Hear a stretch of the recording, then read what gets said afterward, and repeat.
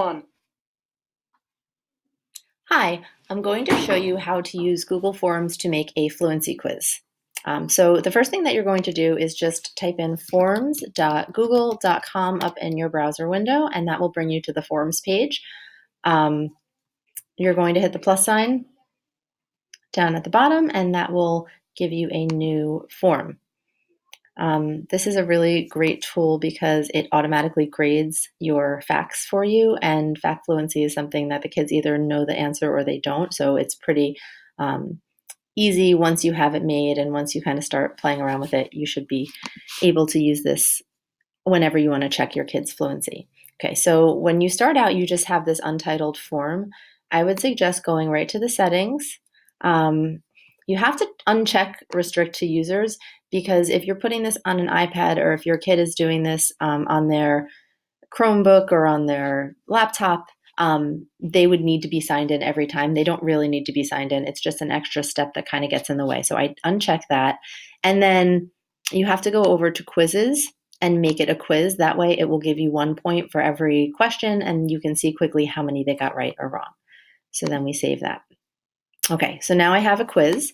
I'm going to call this Fluency Quiz Edition 220. And you can describe it here. You can give it a title up here. You can change that, whatever you want to do. Okay, so now we are going to start making our questions. And again, you can use the district fact fluency page that tells you which facts they need to know for each grade level, or you can customize it if students need to learn certain facts. So I'm just going to do one as an example. So say my question is 4 plus 7. You see it's multiple choice. We want to change that to short answer so they can type in their number. Then you're going to go to answer key. And so now it gives you the place to put the correct answer. 4 plus 7 is 11. And then I'm going to check mark all other answers incorrect.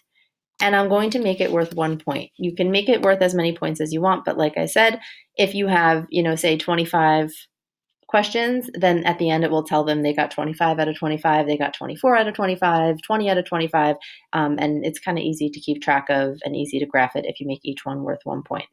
Okay, and then just click outside of it. So now you have one question, you're ready to go. If you need to make another question, you just push the little plus sign. You can import questions from somewhere else. You can add a title, a picture, YouTube, or another section, but I would just go to add another question. And you're just continuing to do the same thing. Change it to short answer, make your question. Okay, then I'm going to the answer key. I'm writing my correct answer, and I'm making it worth 1 point, and so on and so forth. Okay, so now I've got all of my questions. This is going to be a 2-question quiz just because I'm showing you how to do this.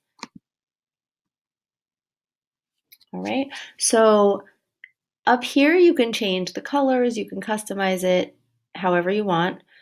This button here will let you preview it, so you'll see what the students see. I realize I just made only 2 questions, but I didn't give them a place to write their name, so that is something else that we need to do. So I'm going to add another question. Okay.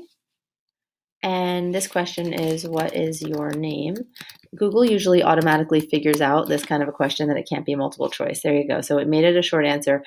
This is the only one I make required because you need to know the name of the kid who's doing it. I don't make the other ones required because a lot of times kids can't do all of the problems, and it won't let you submit unless you have all the required questions done. So if I need to move it, I click on these little 6 dots up here and just pull it up to the top and then let go. Okay, so now I have their name.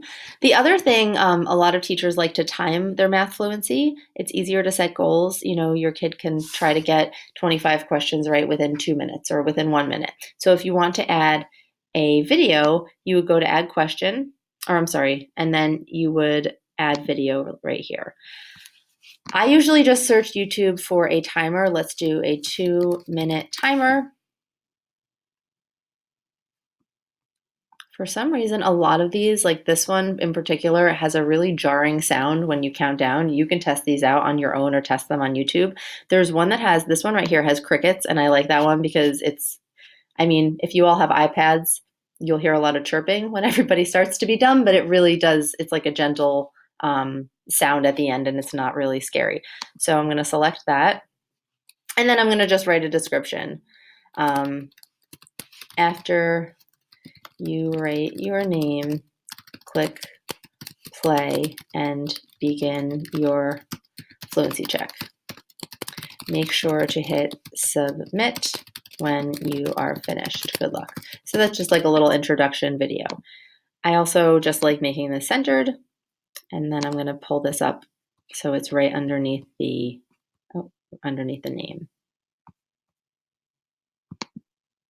And this I made by accident. So if you ever have an accidental question or one you want to delete, you just hit the delete button. Okay, so now if I preview it, I have fluency quiz, addition to 20. So the kid would write in their name, then they would click start, and then the timer would start.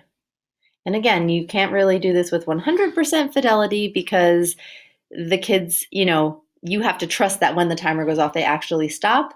But if you're doing this in kindergarten through second grade, you can tell them, when they started and how long they took, because at the end you are able to look at it. And usually that's enough. As long as you're monitoring them, they're pretty good.